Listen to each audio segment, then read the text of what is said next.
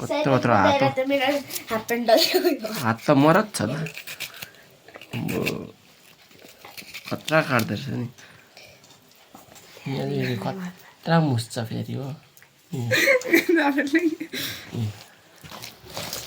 ढ्याङ्खरी गाई हो आज चाहिँ यहाँनिर एकदम मरत हातले मुसेको हो अब डेन्जरै हुन्छ हो खतरा तेल नहाले यतिको छ चारा हाम्रो नानीले मुसेकै मरत होइन नि फेरि चारा फेरि हाँस्दै आँटा बस्दैछ फेरि यहाँ यत्रो हात यो त कडा भइसकेछ त ल एन अन्त ठिकै छौ यहाँ हेर यस गाइस तिमी ठिकै छौ एकदम बोल्दैन त एकदम ठिक छु ए त्यस्तो बोल्नु पर्यो नि अन्त खुसी लाग्छ त आँखा पोल्यो नि त पियासले अन्त कि बुढाको मायाले आँखा खै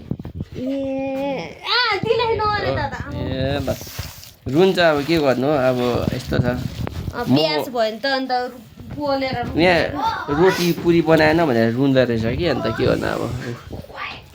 ठिकै छ